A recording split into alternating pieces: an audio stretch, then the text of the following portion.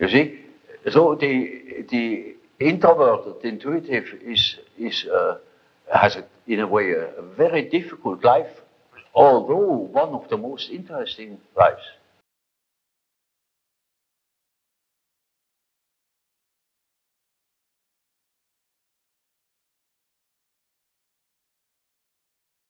When you observe yourself within, you see moving images. Yes.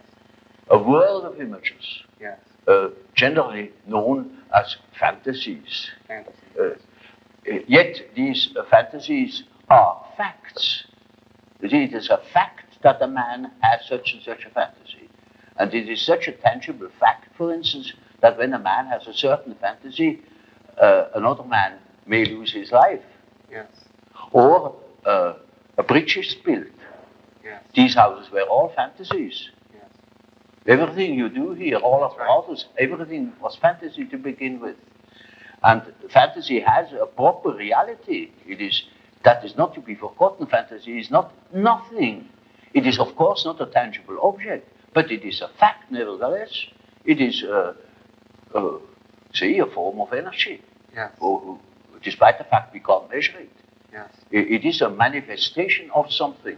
Do you ever feel like the most important truths are found not in what you see, but in what you sense within? What if I told you that this is not just daydreaming, but a powerful type of intuition that reveals hidden truths about reality?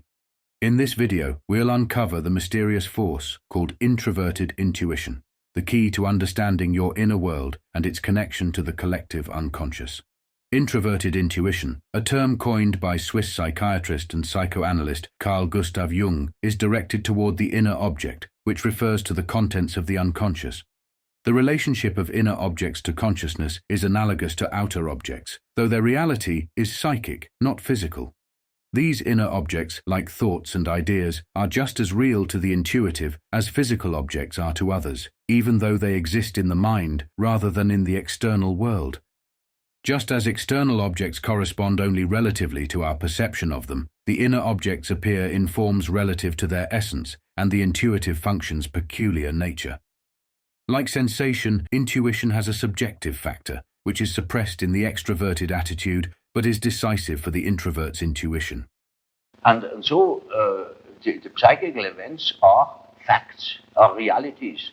And when you observe the stream of images within, you observe an aspect of the world. Yes. Of the world within.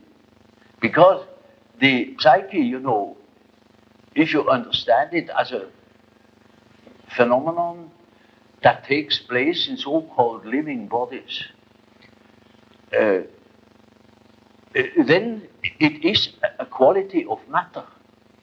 As our body consists of matter, we discovered that this matter has another aspect, namely a psychic aspect. Although external objects may stimulate introverted intuition, it doesn't focus on external possibilities, but on what the object releases within.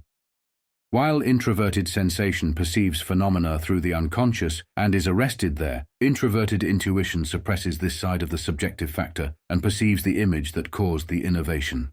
For example, when someone experiences psychogenic vertigo, dizziness that has psychological origins, sensation picks up on the physical details, like how intense the dizziness feels and how long it lasts. However, sensation doesn't dig into the deeper cause or meaning behind the experience. Intuition, on the other hand, looks past the surface symptoms and uncovers the unconscious image or psychological factor that's causing the vertigo.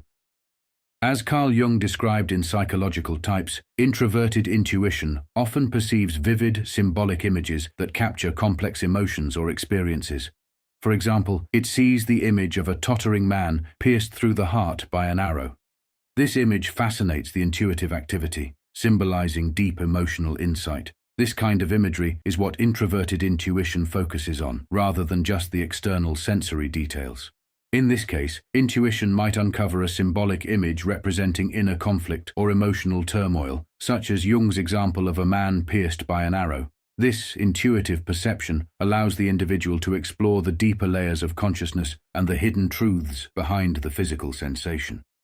It holds the vision, exploring every detail, observing how the picture changes, unfolds, and fades. In this way, introverted intuition perceives the background processes of consciousness with the same clarity as extroverted sensation registers external objects. So, you see, the man who is going by the external world, by the influence of the external world, say society or perceptions, sense perceptions, thinks that he is more valid, because this is valid, this is real. And the man who goes by the subjective factor is not valid because subjective factor is nothing. Yeah. No, that man is just as well based because he is bases himself upon the world from within. So the introverted intuitive has in a way a very difficult life, although one of the most interesting lives.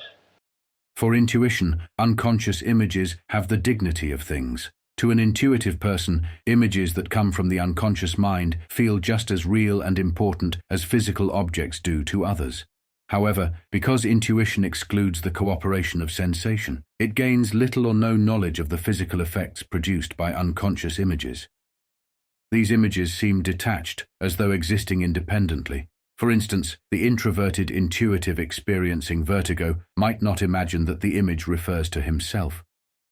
To a judging type, this seems almost inconceivable, yet it is a fact often encountered with intuitives. So you see, if when the intuitive, the introverted intuitive would speak what he really perceives, then practically nobody would understand it. He would be misunderstood. And so they learn to keep things to themselves. And you hardly ever hear them talking of these things. That is a great disadvantage. The indifference of the extroverted intuitive to external objects is mirrored by the introverted intuitive's indifference to inner objects. Just like extroverted intuitives may overlook what's happening inside themselves in favor of external experiences, introverted intuitives can become so focused on their inner world that they overlook what's happening around them.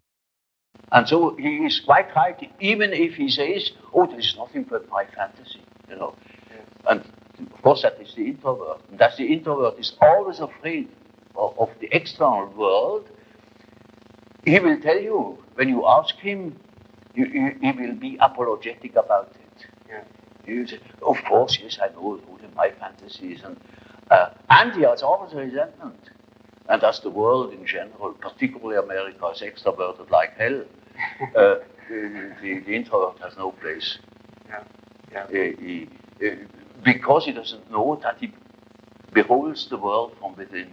Just as the extroverted intuitive constantly seeks new possibilities, heedless of human considerations, tearing down what has been built in the search for change, the introverted intuitive moves from image to image, chasing every possibility in the teeming unconscious, without establishing a connection to the external world or even to himself. But it is difficult often to get into their confidence, Yes, because you say they're afraid that people will think they're sick. The things that are interesting to them or are vital to them are utterly strange to the ordinary individual. Yes. One of the most difficult types is the intuitive introvert. The intuitive extrovert you find among hunters, bankers, gamblers. Well, that is quite understandable. But the introvert the introverted variety is more difficult because he has intuitions as to the subjective factor, namely the inner world. Yes. And of course that is now very difficult to understand because what he sees are most uncommon things, and he doesn't like to talk of them. Yes. If he's not a fool. Because he would spoil his own game by telling what he sees, because people won't understand it. Yes. This disconnect can cause confusion and a sense of detachment from reality, as outer objects and events hold little relevance compared to the compelling world of inner images. To others, the introverted intuitive may appear aloof, absent-minded, or even lost in a world of fantasy, making their behavior seem strange or hard to understand. For both types, the world of appearances and inner images are aesthetic problems, matters of perception or sensation, not moral concerns. The introverted intuitive, therefore, has little awareness of his bodily existence or its effect on others. As Carl Jung insightfully expressed in Psychological Types, reality has no existence for him. He gives himself up to fruitless fantasies. You see, when people make psychology, as a psychologist, what to do, well, the very first question, is he extroverted or is he introverted? Yeah. He will look at entirely different things. Yes. Is he a sensation type? Is he an intuitive type? Is he thinking? Is he feeling? Yes. That, because you see, these things are complicated, that they are still more complicated, because the introverted thinker, for instance, is compensated by extroverted feeling, Yeah. or by inferior extroverted, archaic extroverted feeling. Yeah. So an introverted thinker may be very crude in his feeling life. The perception of unconscious images produced by the creative energy of life may seem fruitless in terms of immediate utility. Yet these images represent potential views of the world that may give life new possibilities. This function, strange to the outside world, is essential to the total psychic economy. So my definition is, intuition is a perception by ways or means of the unconscious. Yes. That is as near as I can get. Now this is a very important function, because when you live under primitive conditions, a lot of unpredictable things are likely to happen. Yes. And there you need your intuition, because you cannot possibly tell by your perceptions, by your sense perceptions, what there is going to happen. Introverted intuition apprehends images arising from the inherited foundations of the unconscious. These archetypes are like deep-rooted, inherited patterns that we can't fully experience directly. They represent the collective experiences of humanity, passed down through generations, shaping how we see the world. The concept of the noumenon, the thing in itself, as described by the German philosopher Immanuel Kant, refers to the reality that exists independently of perception. These archetypes focus the most intense experiences into clear forms, much like Kant's noumenon, of the image that intuition perceives and, in perceiving, creates. This resonates deeply with Jung's view of archetypes as the underlying reality perceived through intuition. As Immanuel Kant explains in his book Critique of Pure Reason, the noumenon, as the thing in itself, cannot be known directly, only inferred through the effects it has on our senses. The unconscious is not static, it constantly undergoes transformations connected to general events. Through its perception of these inner processes, introverted intuition can supply valuable data for understanding the world and even foresee possibilities or events that later come to pass. Its prophetic foresight stems from its relationship with archetypes, which represent the laws governing all experienceable things. Ideal perception is that you have an accurate perception of the things as they are, without addition or corrections. Yeah. On the other side, the intuition does not look at the things as they are. That is prison, that is anathema to the intuition. Yes. It looks, ever so shortly at the things as they are, and makes off into an unconscious process, at the end of which we have seen something nobody else would have seen. When introverted intuition gains ascendancy, it produces a peculiar type of person, the mystical dreamer or seer on one hand, the artist or crank on the other. The artist is the normal representative, shaping perception, while the crank is content with a visionary idea that shapes and determines him. The intensification of intuition often leads to an extraordinary aloofness from tangible reality, making the individual an enigma to those around him. If he is an artist, he reveals strange, far-off things in his art, shimmering in all colors, portentous and banal, beautiful and grotesque, sublime and whimsical. If not an artist, he may become a misunderstood genius or a wise simpleton. Although the intuitive type lacks moral engagement with perception, a slight differentiation of judgment can shift perception into the moral sphere. This creates a type concerned not just with perception, but with its meaning for himself and the world. He asks, what does this vision mean for me? What duty or task does it present? The purely intuitive type represses this question, focusing only on the know-how of perception. But the morally oriented intuitive reflects on the significance of his vision. He senses that it wants to participate in his life and feels compelled to transform his vision into reality. However, his reliance on vision often leads to one-sided efforts, making him symbolic in his approach to life, adapted to the inner meaning of events, but unadapted to present-day reality. His language becomes subjective, lacking the power of reason, leaving him, as Carl Jung with poetic grace reveals in Psychological Types, the voice of one crying in the wilderness. The introverted intuitive represses sensation, which colors his unconscious, often leading to physical symptoms or exaggerated sensitivity. As the intuitive focus grows more dominant, the repressed sensation emerges in an archaic, almost instinctual form, manifesting as hypersensitivity to physical sensations, hypochondria, or an exaggerated focus on bodily discomforts. These compensatory symptoms often seem disconnected from actual health problems, reflecting the unconscious tension between the intuitive and sensory worlds. The unconscious functions are in an archaic, animal state. Their symbolic appearances in dreams and fantasies usually represent the battle or coming encounter of two animals or monsters. Now we must see what you dream, because the dream is a manifestation of the unconscious side. Now he never had heard of the unconscious side. So I must explain to him that he has an unconscious, and that the dream is a manifestation of it, and if we succeed in analyzing the dream, we might get an idea about that power that makes him think like that. William Blake powerfully declares in The Marriage of Heaven and Hell, without contraries is no progression. Attraction and repulsion, reason and energy, love and hate are necessary to human existence.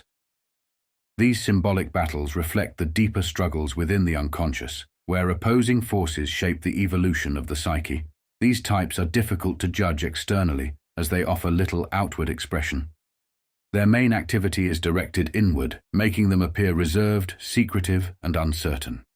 When something does surface, it's often an indirect manifestation of inferior unconscious functions, which excites prejudice from the environment. They are frequently misunderstood and undervalued by public opinion, failing to understand why. Their introverted intuition makes them hard to decipher for others, as their primary focus on inner images often results in fragmentary and elusive communication.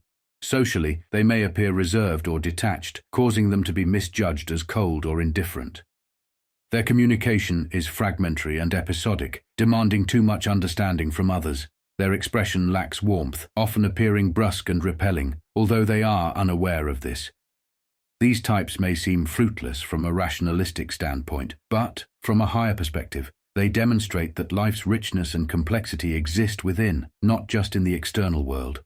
Their lives, rather than their words, are educational experiences for those not blinded by intellectual trends. Their greatest fault, incommunicability, reveals one of civilization's greatest errors, the overvaluation of statements and methods. Just as a child learns more from the life of its parents than from their words, the same applies to teachers. Method alone cannot make an inferior man a good teacher. We mistakenly believe in the supremacy of method, yet true success comes from the life lived, not from external success. The irrational introverted types, lacking reason and ethics, demonstrate another possibility for humanity, one that our civilization sorely needs. In describing these types, it's essential to remember that pure types, where someone mainly uses just one mental function, rarely occur. Most people are a combination of dominant and auxiliary functions, meaning a blend of a person's main mental function and a supportive secondary one. While a primary function governs consciousness, a secondary, less differentiated function also plays a role, providing complementary support. For example, thinking pairs well with intuition as an auxiliary or sensation, but not with feeling, which directly competes with thinking. The auxiliary function stays in a supportive role, helping the main function without taking over. The introverted philosopher that is always carefully avoiding women will be married by his cook in the end.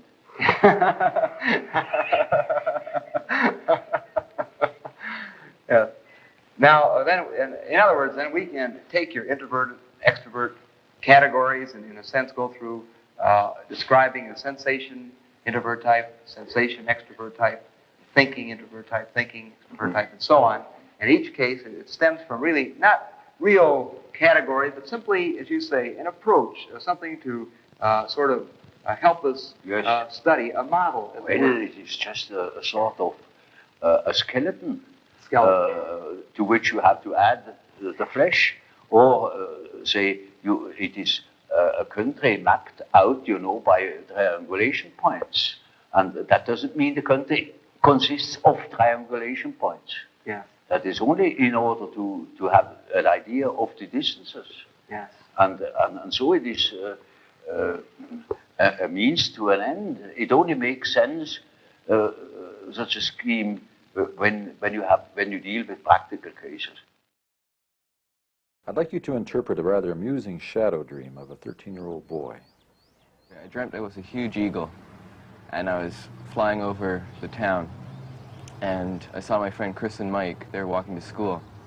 So I swooped down, and I shit right on top of Chris's head, and he had to go home to wash his hair. And then I was sitting on top of his roof, and he was going back to school at lunch. And so I swooped down, and I shit right on top of his head again. And he went crying inside, and I thought it was the funniest thing I'd ever done. In this dream we see again Gilgamesh and Enkidu, so to speak, in another variation. The two boys are friends, but they are also as contrasts. The friend onto whom he shits is more of an extrovert boy who likes collective sports and wants to go out. And the dreamer himself prefers individual plays and seems to be a more reflective character. And in the dream it begins that he flies, he's an eagle and is flying.